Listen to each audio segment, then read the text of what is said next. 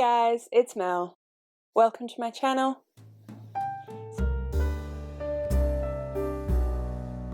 So today's video is going to be my Mental Healthathon wrap-up, but before I get into that wrap-up, I really would just like to touch on once again the situation in the United States surrounding the murder of George Floyd and the Black Lives Matter movement. I am currently doing the Blackout Buddy Read that is being hosted by Shae over at Books With Shae. I recommend that you go and watch her video where she talks about that. I will link that in the description below and in the eye just up here. I think that Shae has done a great service by creating a buddy read whereby we can read books that will get us thinking about and engaging around the Black Lives Matter movement in the United States. As an Australian, I would also like to add that if you are Australian, I urge you to consider the Black Lives Matter movement in the States in regards to the situation in our own country. Racism is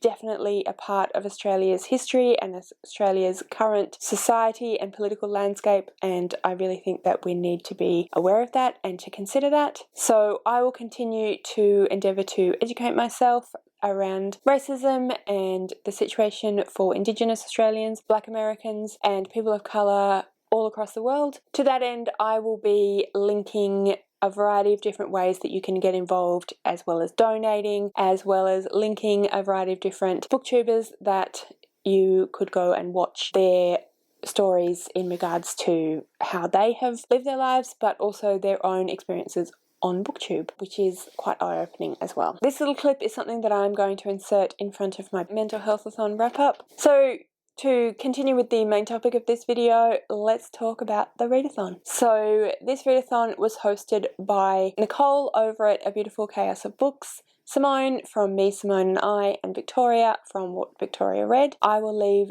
their links to their channels in the description below, and I highly recommend that you go and check them out. They're all fantastic booktubers, and they also are very open and honest about their mental health, both within booktube but also in general, and they're very big on discussing mental health and normalizing mental health, which is really important for all of us, but I think also particularly important for people at the moment, given the current situation in the United States and also other places. It's important to remember that while we normalise mental health, that our experiences of mental health are very different from others, and that we make space for other people to talk about their own mental health as well. The Mental Healthathon was a readathon designed around thinking about mental health, reading about mental health, normalising discussions about mental health. They were very clear when they were announcing the Mental Healthathon that they did not want us to feel overwhelmed or triggered by anything that we're reading, so they encouraged us to DNF or did not finish if we were finding any books hard to read or that they were triggering for our mental health. So I really respected that, and they also made this little bingo board, which I will put up here. The idea behind the bingo board is that you could essentially do the readathon however worked for you. So you could either make a horizontal line, a vertical line, or a diagonal line and do 3 prompts, or you could try and do the entire board.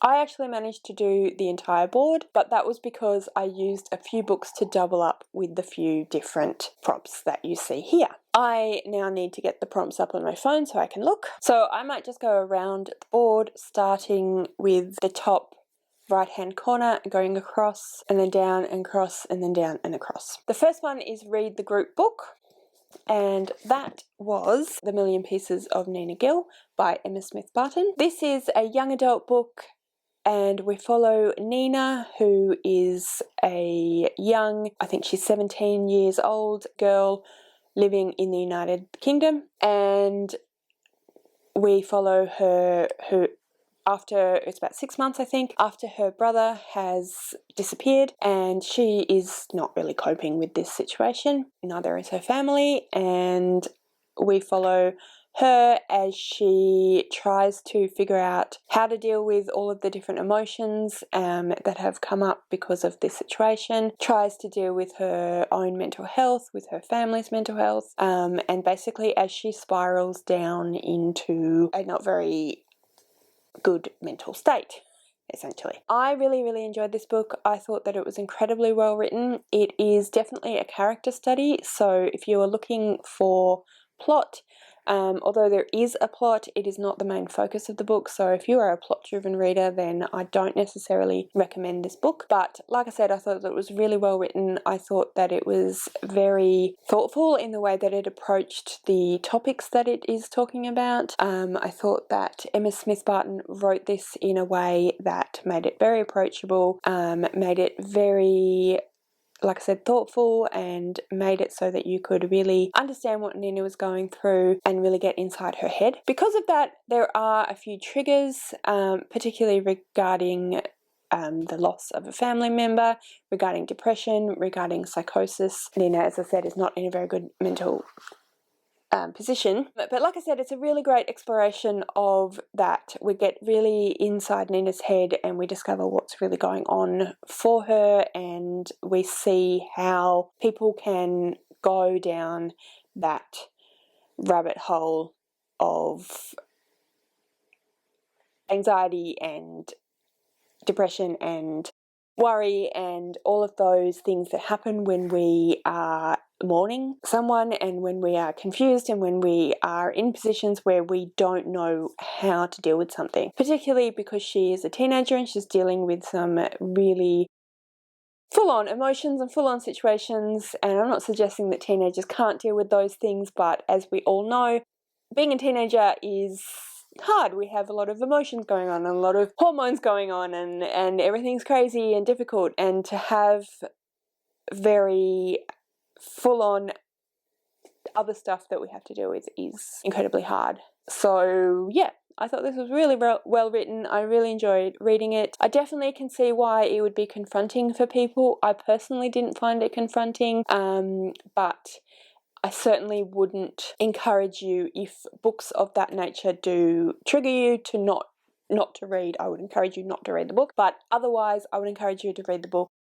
So the next prompt along is to read a host's pick. So I chose the book that was picked by Simone, which was Eleanor Oliphant is Completely Fine by Gail Honeyman. You will see me talk about this a number of different times. I mentioned it already in my Eurovisionathon wrap-up. I have already also mentioned it in Because We Can Readathon wrap-up, so I don't wish to go into a huge amount of detail again around this book. I spoke about it a couple of times last year as well. Suffice to say that it remains one of my favourite books. It is incredibly well written. It is very engaging and evocative, and I definitely think it's fantastic. If you're a person that finds reading about mental health triggering, particularly again surrounding child abuse, surrounding psychosis, surrounding loss of memory, and surrounding death of loved ones, then I would recommend that you steer clear of Eleanor Oliphant. However,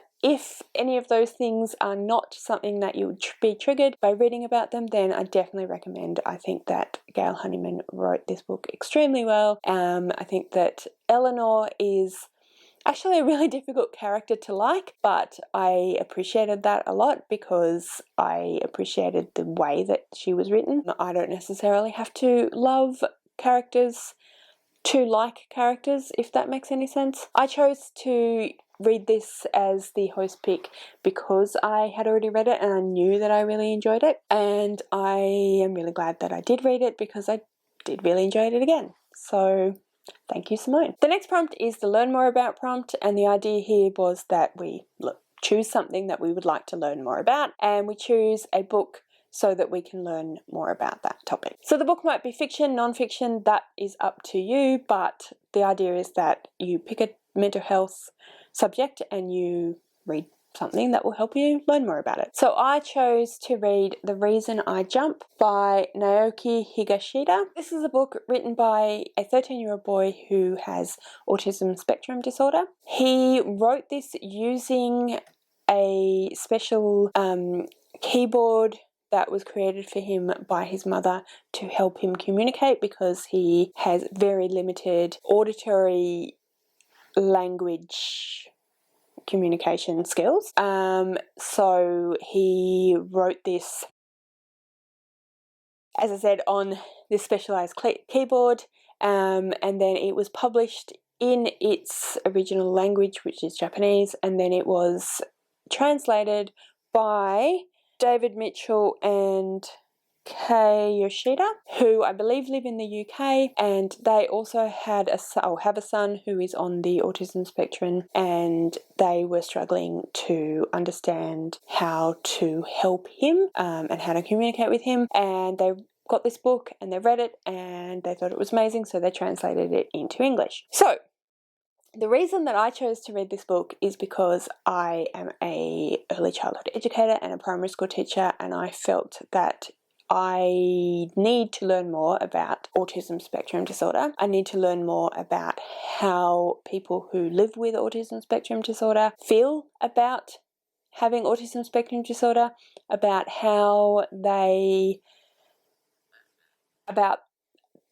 what it's like to try and communicate with those of us that do not live with autism spectrum disorder, and the various different ways that we can assist to make communication better for both parties. And yeah, one thing I really noticed when I was reading this book is that there is a lot of misunderstanding about the abilities and the capacity of people who do live with autism spectrum disorder, and I know certainly within my own work at schools that the understanding around autism is that people who are on the spectrum are missing something and don't have capacities to do certain things, to communicate in certain ways, to not think like normal people. And this book really puts forward the idea that it's not necessarily okay to say that someone who is not on the spectrum is normal and someone who is on the spectrum is not normal, because that is their reality. They are normal. They perceive the world in a different way, yes, but that's not necessarily good or bad. It's just different, and that a lot of communications a lot of communication issues come out of the fact that there's a great deal of misunderstanding about what is happening when certain behaviours are exhibited, particularly in a school setting by children, what is actually motivating those behaviours. And oftentimes it is not that they just don't understand what's going on, but the way that a person, and this isn't to say it's always the case or that this person was speaking for everyone, what he was saying was a lot of time for him is that the way that he accesses memories and the way that he remembers things, the way that his brain files memories away, and the way that he then accesses those memories and the way that he then uses those memories to further his learning and thinking is so very different from what we as educators are taught to assume that people are thinking and assume that people are doing things. So one of the big things as an educator is that we are trying to find the links between a child's knowledge that they already have and knowledge that we want them to have, and trying to find the links so that they can understand and build more understanding and more knowledge. And the way that we as educators assume that children are accessing that prior knowledge, we assume that it's pretty similar across the board, and of course there are variations, but we kind of have an idea of what those variations might be. But for children who are on this autism spectrum, it's so very different from what we are being taught to understand is how children are accessing their own prior knowledge. We just don't teach to that, and so they don't know what to do. They access their information in such a different way that they don't know what we mean. They don't understand what we're saying. And a lot of the time, all it would take is for us to change one or two words, one or two instructions, or one or two ways, tweak the way that we are teaching or the way that we are, the rate at which we're giving information or something like that, and it would change things so much. And that really struck me as a teacher. I definitely recommend that you go and read it. It's a real eye-opener into thinking about how people think, really. So the next prompt on the bingo board is the oldest mental health book on your TBR, and for that I chose Rachel's Holiday by Marian Keyes. This is actually a reread for me as well, so yeah. I really enjoyed my reread of this book. This has been a book that I've really liked for a long time now. I read this first time probably in 2004 or 5 or something like that, and sorry, there's a cat down here who is wanting attention. Where are you going, sweetie? This is a book about a woman called Rachel who, it starts out with her waking up in the hospital and after having been taken to hospital to get her stomach pumped because her flatmate believed that she committed suicide or tried to commit suicide by overdosing on cocaine, and her family decide to take her home to Ireland and to put her into a rehabilitation centre. It's called Rachel's Holiday because at the beginning of the book, when she's being taken to this rehabilitation centre, she decides that it's a place that is known to have lots of celebrities, so she's going on a holiday, and that she's a bit tired and she's been feeling run down, so maybe she'll go on a holiday.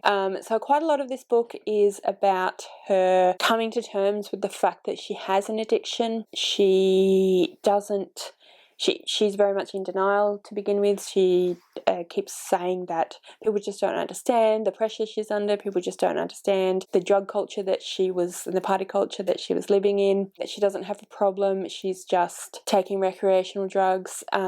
So yeah, it was a really interesting look into addiction, into the mental health surrounding addiction, into the way that addiction becomes a part of your mental health and your identity, and it was a really interesting look into the various different reasons why people may become addicted to various substances or addicted to things that are not necessarily healthy for them. So I think that it's done really well. I think that it's a really interesting book. It is marketed sort of as a chick lit, which, like a lot of books of that sort, I think it's not really selling it very well. It is about a woman in her 20s, and there is a lot of some of the story is a love story, so there's a lot of romance and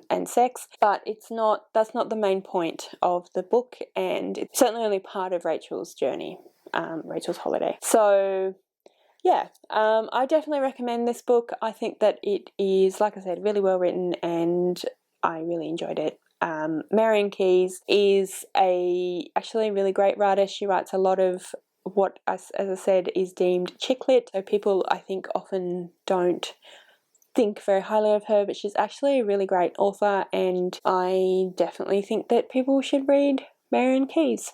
So yeah, that was oldest mental health book on my TBR. So as you can see, in the very middle of the bingo board is self-care. So I approach this in a few different ways. I have recently rediscovered that I like going on long walks and listening to music or listening to audiobooks, so I have been doing a fair bit of that, and I did a fair bit of that during the month of May. I have also started having baths. I had a couple of baths, put in some nice bath salt type things, and on one occasion when I had a bath I read a book, and on another occasion I watched some Elementary, which is a TV show I've been watching a fair bit of. So the next prompt we come to one of my double ups, because that is the newest book on my mental health, the newest mental health book on my TBR, and for that I decided to double up with The Million Pieces of Nina Gill, because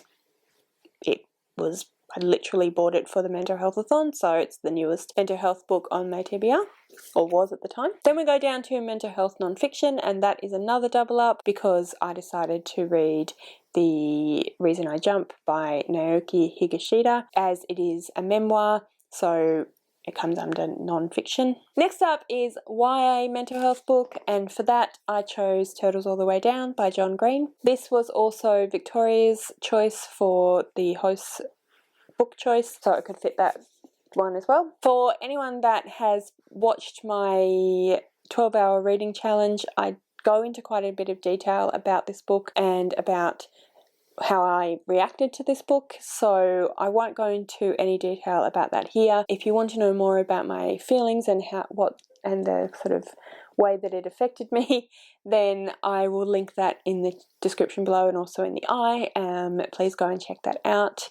I will just say though that I really enjoyed this book. This is again another reread for me, and I really like John Green. I think he's a fantastic young adult author. This is probably my favourite John Green book. I think that it was really well done and I highly recommend it. And lastly is the prompt to read something with green on the cover, and for that one is doubled up again because this book here, as you can see, the shoes are green, so that was my pick for that one. So that was my Mental Healthathon wrap up. I also read a few other books during the month of May which didn't fit into either the Mental Healthathon readathon, the Because We Can readathon, or the Eurovision-a-thon readathon. Give me a second, I'm just going to grab the little notebook. There was actually only one book that I read during the month of May that didn't fit into any of these readathons. I thought there were more, but